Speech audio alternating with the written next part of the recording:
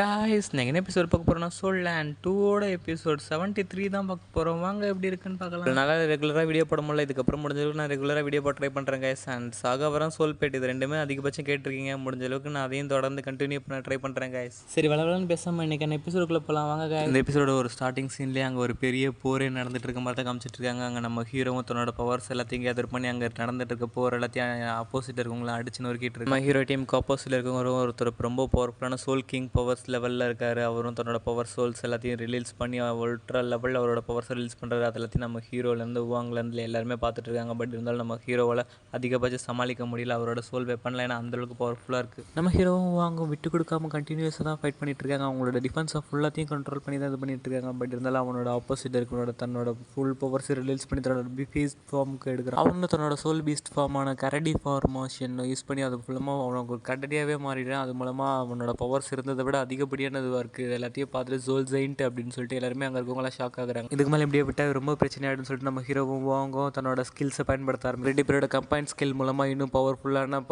Attack பண்ணி அதை எப்படியாவது அழிச்சிடலாம் அப்படிங்கிறதுல தான் அவங்களோட கம்பைன் ஸ்கில் இது பண்ணிட்டு இருக்காங்க. அப்படி இருந்தாலும் அதுலேருந்து ரிலீஸ் பண்ணுற பவர்ஸ் அதெல்லாம் ரொம்பவும் அல்டிமேட்டாக இருக்கிறதுனால அவன் நம்ம ஹீரோவாலேயே இது கூட அதிகபட்சம் சமாளிக்க முடியல.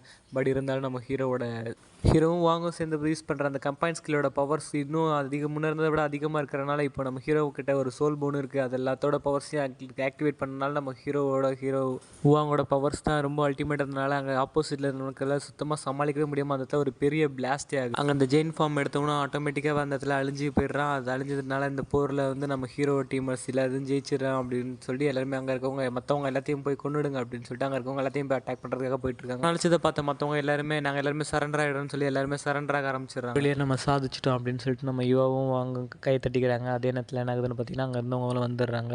யுவா இது இல்லை நீ இல்லைன்னா கண்டிப்பாக இதெல்லாம் நடந்திருக்காது, உனக்கு தேவையான எல்லாமே இப்போ உனக்கு கிடைக்க போகுது, என் கூட நீ வா அப்படின்னு சொல்லி அவங்களும் கூட்டிகிட்டு நம்ம யுவாங்கையும் கூப்பிட்டு அங்கேருந்து கிளம்புறாங்க. நீ பண்ண உதவிக்கு வந்து உனக்கு வெகுமதி கொடுக்கணும்ல, சரி சீக்கிரம் வா அப்படின்னு சொல்லி அவங்களும் கூட்டிகிட்டு போயிட்டுருக்காங்க. நம்ம யுவாங்கையும் நம்ம யுவாங்கும் வேகமாக அங்கேருந்து பறந்து போயிடுறாங்க. அது எல்லாத்தையும் கட் பண்ணிட்டு அதோட ஒரு இடத்த தான் காட்டுறாங்க. அந்த இடத்துல ஒரு ஃப்ரீஸான நிலைமையில தான் இருக்குது. அந்த இடமே பார்க்குறதுக்கே ரொம்ப அழகாக இருக்குது. அங்கே கூட்டு வந்துட்டு இருக்கா நம்ம ஹீரோயினும். இதுதான் என்னோட வீடு, இதுதான் டேங்க் செக்ட் அப்படின்னு சொல்லிட்டு அங்கே கூட்டு வந்துட்டு இருக்கா. நம்ம ஹீரோயினை சரிவா உள்ளே போகலாம் அப்படின்னு சொல்லிட்டு அங்கே கூட்டிகிட்டு எல்லாத்தையும் போயிட்டுருக்காங்க. அவங்க உள்ளே போயிட்டு இருக்கும்போது அங்கே இருக்க கேட்டை பார்க்கும்போது நம்ம ஹீரோக்கு ஏதோ ஃபீல் ஆகுது. அந்த கேட்டில் எழுதப்பட்டிருக்க ஒவ்வொரு எழுத்துமே ஒரு ஃபார்மேஷனை தான் குறிக்குது அப்படிங்கிறத நம்ம ஹீரோ ரொம்ப ஈஸியாக கண்டுபிடிச்சிருக்காங்க. அது மூலமாக நம்ம காட் ஆஃப் டெத்தும் சொல்கிறாரு. இது எல்லாத்துலேயுமே ஒவ்வொருதுலேயும் ஒவ்வொரு விதமான ஸ்பெல் கோட்ஸ் இருக்குன்னு சொல்லிட்டு உடனே நம்ம ஹீரோயின் வந்து அங்கே மரியாதை கொடுத்து உள்ளே அனுப்புகிறாங்க. நம்ம ஹீரோயின் அந்த கொஞ்ச நேரத்துலேயே அங்கே ரெண்டு பேர் சண்டை போட்டுட்டு இருக்கதை நம்ம ஹீரோ பார்த்துட்டு இருக்காங்க. அவங்களோட பவர்ஸ் இருக்கிறதுலேயே ரொம்ப அல்டிமேட்டாக இருக்குது. அது மூலம் நம்ம ஹீரோட பீஸ்ட் எல்லாமே ரியாக்ட் ஆக ஆரம்பிக்குதுங்க. ஏன்னா இவ்வளோ தூரத்துக்கு ஒரு பவர்ஃபுல்லானவங்க தான் அப்படின்னு சொல்லிட்டு அங்கே ஃபைட்டை முடிச்சுட்டு நீ இன்னும் நல்லா ப்ராக்டிஸ் எடுக்கணும், இந்த பிரச்சனைலாம் பத்தாது உனக்கு அப்படின்னு சொல்லிட்டு அவரும் சொல்லிட்டு இருக்கும்போதே நீங்கள் இன்னுமா உங்களோட சண்டை போட்டுட்டு இருக்கீங்க அப்படின்னு சொல்லிட்டு வந்துருக்கும்போதே நீங்கள் எப்படி இருக்கீங்கன்னு சொல்லிட்டு வந்து பிஸ்ட் நீ ரொம்ப வளர்ந்துட்டு அப்படின்னு சொல்லிட்டு நம்ம ஹீரோக்கு இன்ட்ரோ கொடுத்துட்ருக்கா.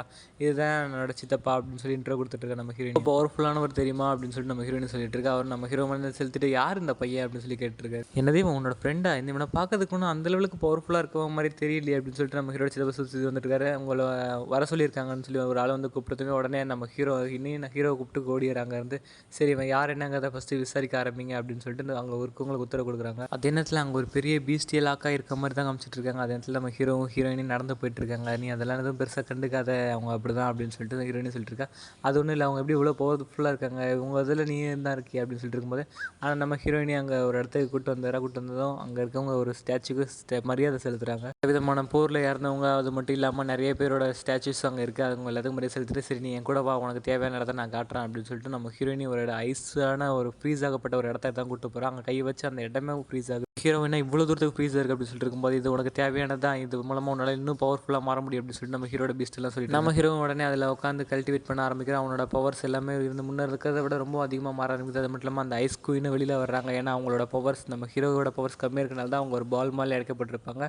இப்போ நம்ம ஹீரோட பவர்ஸ் ஏற அந்த உங்களோட உருவமும் வெளியில் வர தெரிய ஆரம்பிக்குது. அந்த நேரத்தில் அங்கே இருக்கவங்களுக்கும் தெரிய ஆரம்பிக்குது அந்த ஐஸில் யார் இப்போ உட்காந்துருக்கிறதுக்கு என்ன இவ்வளோ தூரத்துக்கு பவர்ஃபுல் ரிலீஸ் ஆகிட்டு இருக்கு அப்படின்னு சொல்லிட்டு இருக்கும்போது நம்ம ஹீரோட இன்னர் வேல்டு தான் காமிச்சிட்டு இருக்காங்க. அங்கே இருக்கிற ஒவ்வொரு இதுவுமே ரொம்பவும் பவர்ஃபுல்லாக மாற ஆரம்பிக்குது. அது மட்டும் இல்லாமல் ஐஸ் குயினோட மொத்த சோல் பாடி வெளியில் வர ஆரம்பிக்குது. ஐஸ் குயினோட மொத்த பவர் லாக் பண்ணி தான் வச்சிருந்துருப்பார் நம்ம காட் ஆஃப் டெத். அது மட்டும் இல்லாமல் அது எல்லாமே இப்போ ரிலீஸ் ஆகிட்டு நம்ம ஐஸ் குயினோட மொத்த பவர் இதுவாகி ஒரு சோல் ரிங்காக ஃபார்ம் ஆகி அது நம்ம ஹீரோக்கு வந்துடுது. அது மட்டும் இல்லாமல் அந்த இடத்துலேருந்து ஒரு பெரிய பில்லர் மாதிரி கிரியேட் ஆகுது. அது எல்லாத்தையும் சுற்றி இருக்கவங்க எல்லாரும் பார்த்துட்டு இருக்காங்க. ஓகே கைஸ், தொடர்ந்து எபிசோடு முடியுது. நெக்ஸ்ட் எபிசோட் நாளைக்கு பார்த்துக்கலாம். வீடியோ பிடிச்சிருந்தா லைக், ஷேர், சப்ஸ்கிரைப் மறக்காமல் பண்ணிவிடுங்க. அண்ட் வீடியோ எப்படி இருந்துச்சுங்கிறத மறக்காமல் கமெண்ட்டில் சொல்லிட்டு போயிடுங்க. நான் இப்போ ரீசெண்டாக வீடியோ போட்டு ரொம்ப நாளாச்சு தான், நான் இல்லைன்னு சொல்ல. அண்ணா முடிஞ்ச அளவுக்கு இதுக்கப்புறம் ரெகுலராக போட ட்ரை பண்ணுறேன் கைஸ், வீடியோ பிடிச்சிருந்தா. அண்ட் இதுக்கப்புறம் என்னென்ன எபிசோட்ஸ் கண்டினியூஸாக சொல்லலே நிறைய எபிசோட்ஸ் இருக்குது, அதே பண்ணலாமா இல்லை அடுத்தடுத்து வேறு எதனா எபிசோட்ஸ் போடலாமாங்கிறத கமெண்ட்டில் சொல்லிட்டு போங்க கைஸ். By bye guys.